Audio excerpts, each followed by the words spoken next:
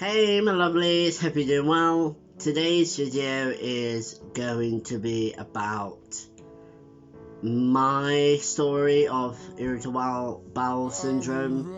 I did a quick video on the general side of things, so I'll go over it again. So you've got 3 different types of irritable bowel syndrome. You've got IBS-C, which is constipation, where you can't go for weeks, and then it can cause problems like impaction and things like that.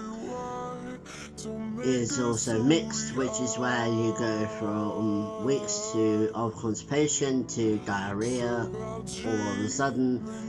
And then you've got IBS-D, which is diarrhea, which is no worse or better than any of the others, but it can be quite bad for those who have it.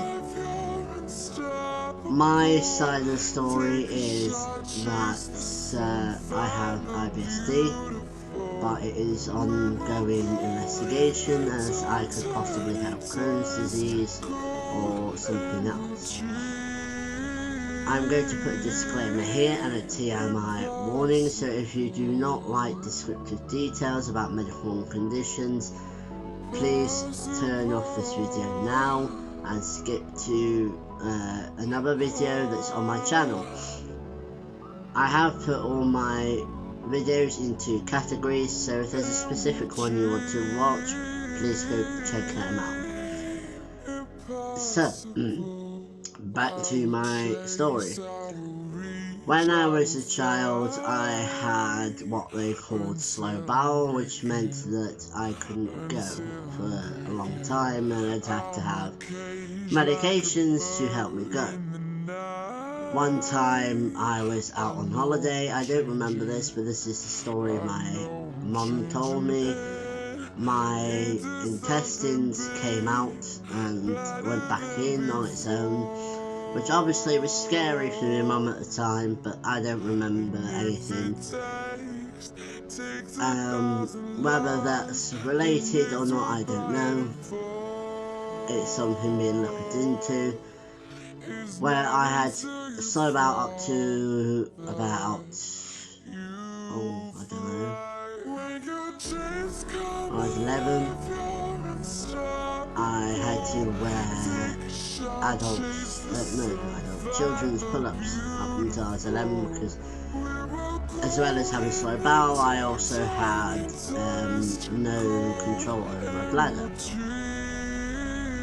which, is really embarrassing to talk about when most people grow out of wetting themselves by the time they reach, 8 or 9 or 10. So for me, it was a bit more serious than just a normal case of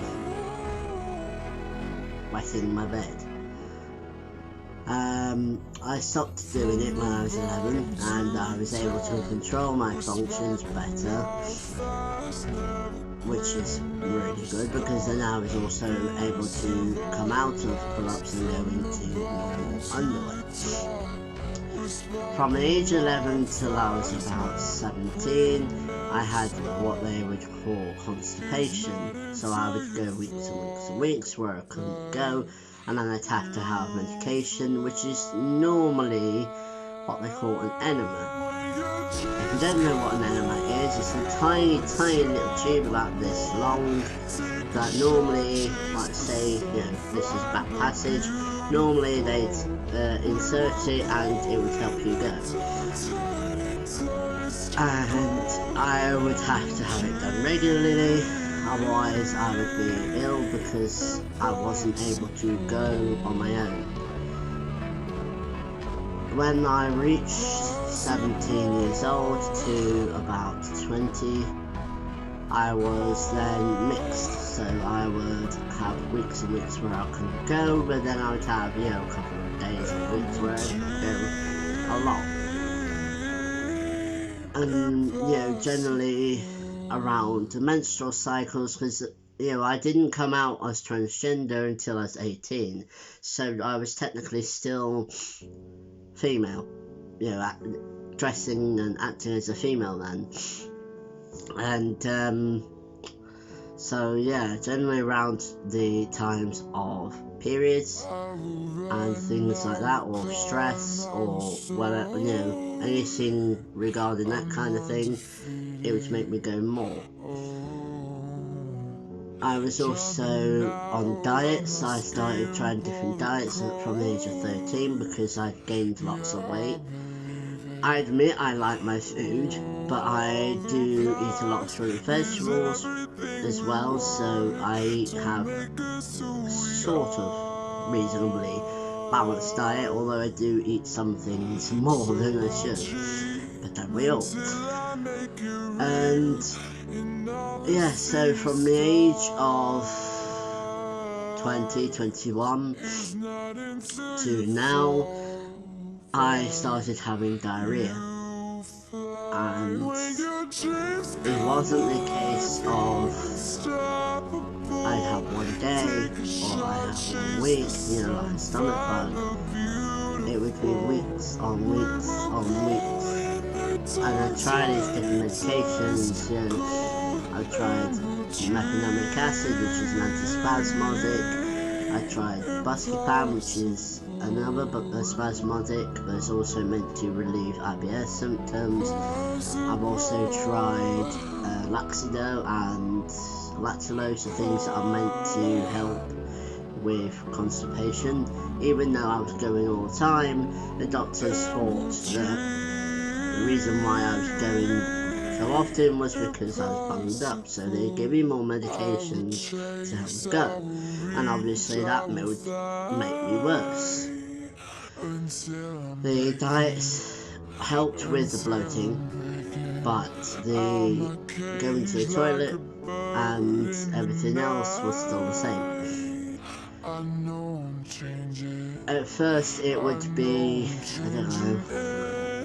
0 to 3 times a day, which is classed as normal, but it wouldn't be solid, it would be liquidy and that sort of thing. And then it started being a week, so I'd have a week really bad, and then I'd be fine, and then I'd have another random week where I'd be bad, and it's got to a point now where 85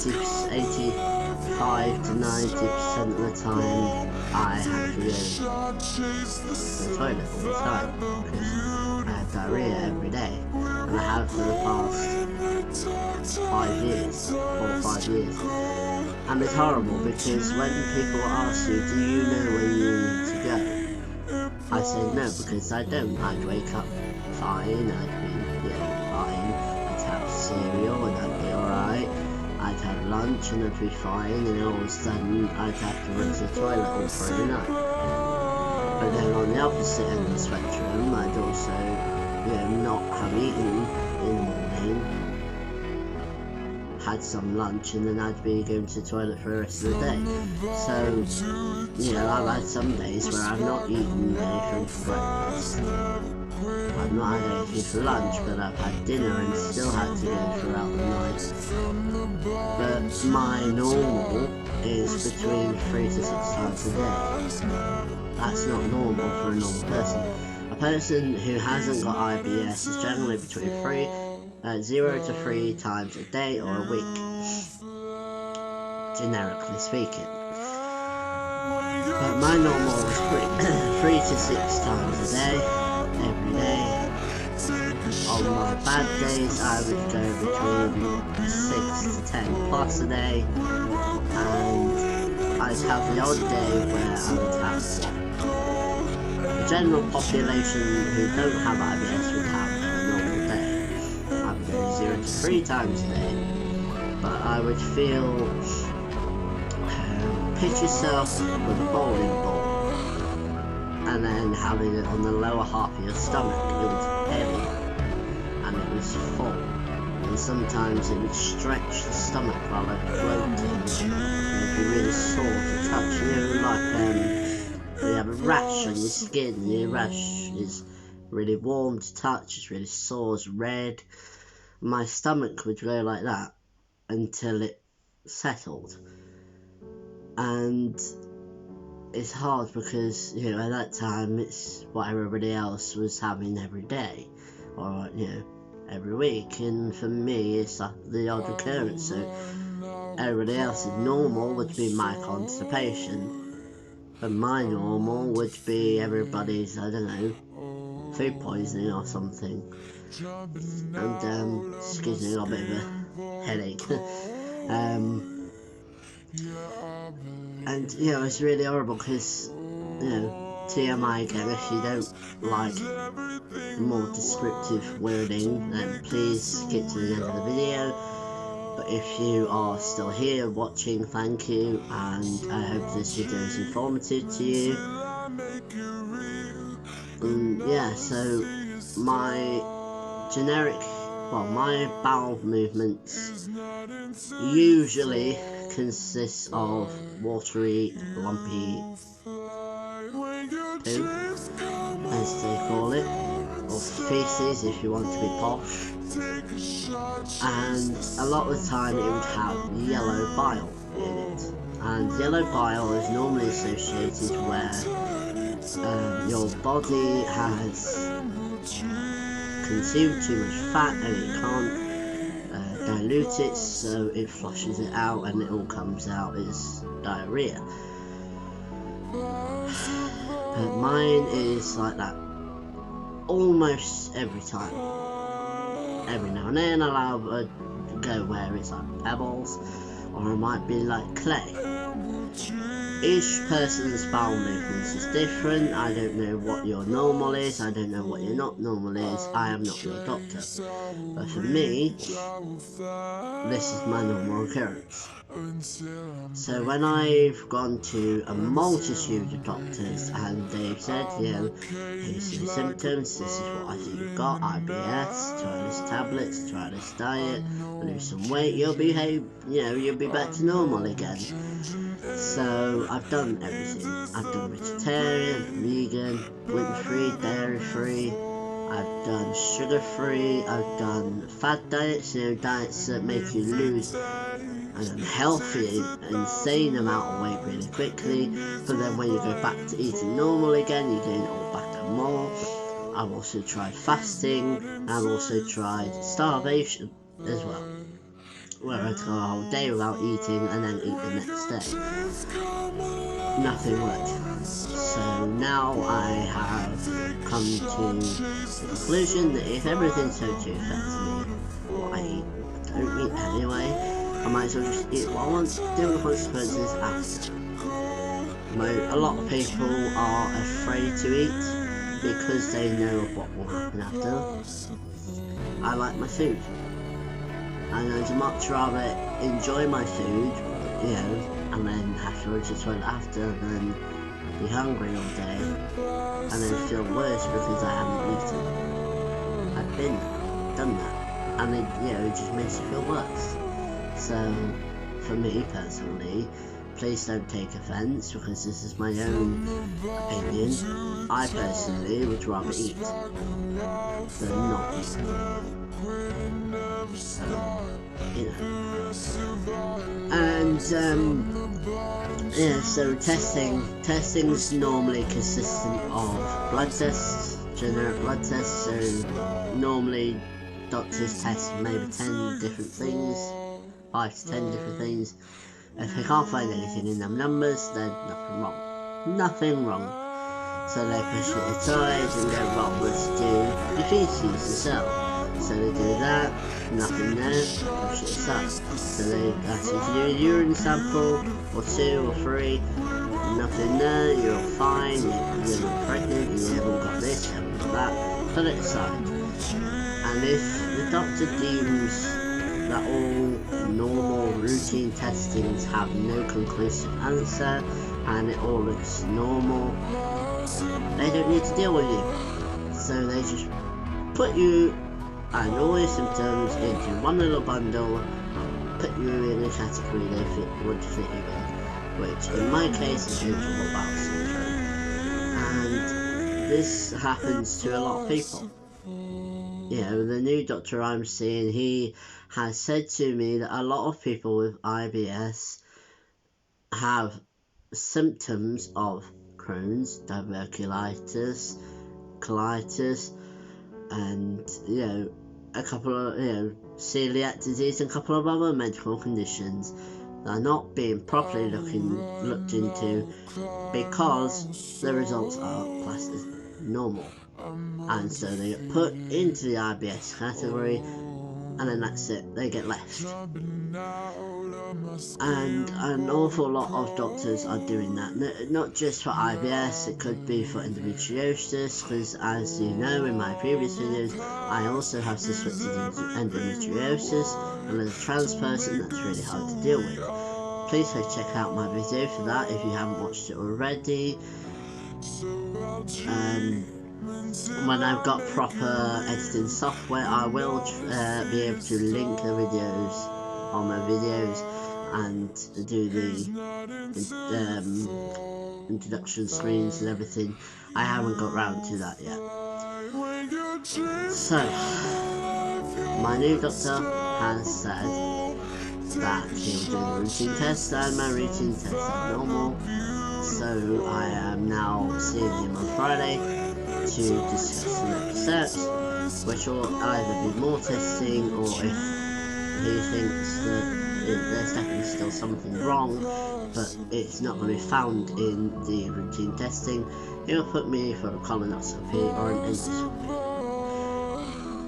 I will do videos on them when I come to them, because I haven't had them yet. I've only heard stories of people who have had them. Excuse my hand gestures, I just like to do them. So yeah, that's my next steps, and I'm hoping to find some answers, because a lot of people I know with IBS have had it stemmed from trauma, from stomach infection, from food poisoning, from anything like that, or stress, but it's only started, I don't know, a few years into their adulthood. Or if you're a child, they had stomach migraines but then grew out of it and they're fine. But there isn't many people I know personally who has the same issues as me, where it started from birth all the way up to now and still not been properly given a specific diagnosis that is appropriate to the symptoms and the day-to-day living. How do I feel day to day? I normally feel tired a lot. I sleep 7 hours. More than that, I get a headache, but that could be something else entirely not related to this. I have migraines regularly, but also could be something else not related to this. It could be a part of another condition, which I think I have done a video for, called craniofacial fibrosis syndrome. Linking, you know, my channel. Keep pointing there because that's where the picture would go, but I haven't got one there yet. So yeah, I also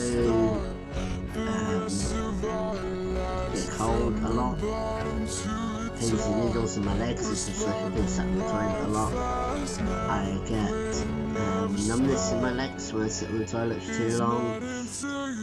I also get restless legs when I go to sleep, especially if I've been up in the night, and my anxieties are all-time high, so my legs are going like that, and I can't sleep because my legs are shivering up, you know what I mean? So yeah, so I feel absolutely rubbish a lot of the time.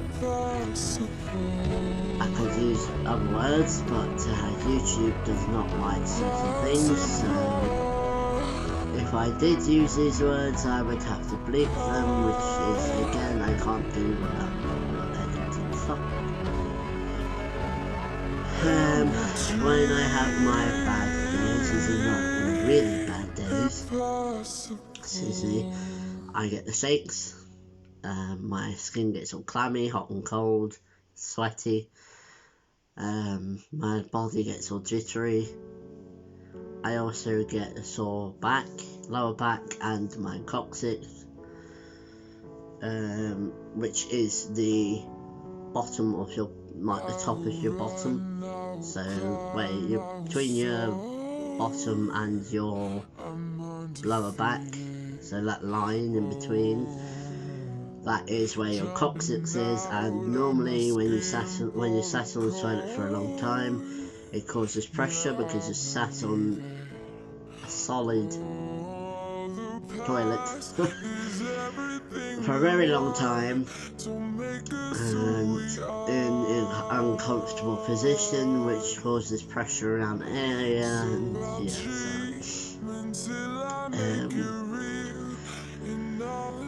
I think I get severe nausea. I'm on tablets for it, but it doesn't always work.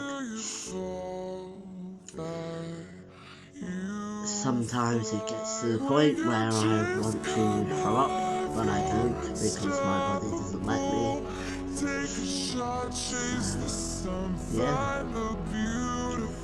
Loads of fun, really. I mean, every time I phone the doctors, and I phoned the doctors a few times, especially for a one-on-one call, probably 4 or 5 times, not all related to IBS, sometimes related to endo.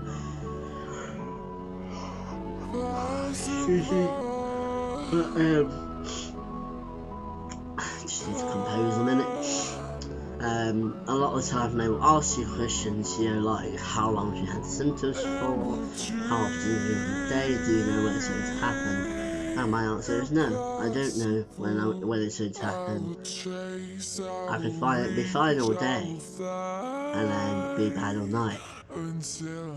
Or I could be bad all day and then be fine all night. Or I could be bad all day and night. I don't know when an attack is going to happen. So,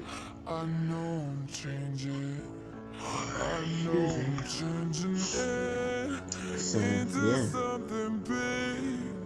it's hard because people want to give unsolicited advice, and although I'm grateful that they're trying to help me, I have a full guarantee that I've already tried everything that's been requested. Like low FODMAP, high FODMAP, and all these diets. You know, have you tried this, have you tried that? I tried all of them, and they don't work for me.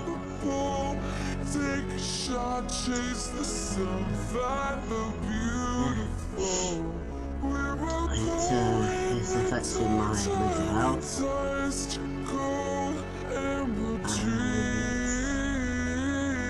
I get upset a lot. I'm trying not to cry. Oh, I hate it. So, yeah, it's a debilitating condition. It could be something more than just IBS, because something's not right. And I know this because I've tried everything else. From the bottom to the top, we're sparking out fast, never quit, never stop. I hope you enjoyed this video and it was informative. If you stayed through the whole video, I thank you very much. I really appreciate who stayed to watch the video. I am trying to become more active on the platform, which I hope you can understand. It's really hard for me to do because I have to practice my videos for you guys around my own health and my mental well-being, also around my education and my part-time work as well. So, yeah, my home business or hobby I am still doing when I can. I've been quite quiet recently, as I'm still trying to get back out there. But if you would like a card, please click on the link down below where the Leon's Gift Shop link will be. Also check out my other social medias. I am on Twitter, Facebook, Tumblr, TikTok and Instagram. I am under the name Leon Isaac Wigg, Leon Wigg 1997 or Leon.wigg97, either one of them. I will also leave a link below to my channel, although I would assume you're already on it because you're watching my videos. I would really appreciate it if you guys could hit the notification bell so you can receive all my updates. Also like, subscribe and share so that more people can watch my content, because I would like, I'd love for you guys to want or hope that you guys like watching my videos. I know that my channel is more serious based compared to a lot of the channels that are on there now, which is more reactions videos and unboxing videos. I will do some of them at some point, but my channel is one with many platforms, and YouTube does not like complicated YouTube channels. They prefer you to focus on one thing. And although I could make 3 different channels for 3 different things, it would be a lot of work to manage myself because I don't have an editor, I don't have a manager, I do these videos myself. Hence I'm in this room that's, got stuff on that side. That's not my stuff, that's just like bags and things like that.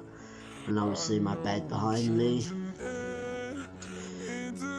I'm still here at my mum's until I can move into my bungalow, which has been put on hold because we've had some family issues. My mum was rushed into hospital. She's doing fine now and she's back at work, but she's said to have major surgery, and she possibly might have to have it done again, but we'll have to see. So I'll keep you guys updated, and I hope you liked my video, and I apologise that it's a long one. Again, I thank you all very much for watching this. I really appreciate your support, and have a good week. Easter's around the corner, so spend some time with your family if you can. If not, have time with your friends or with your fur babies. Just be with someone you love this month. So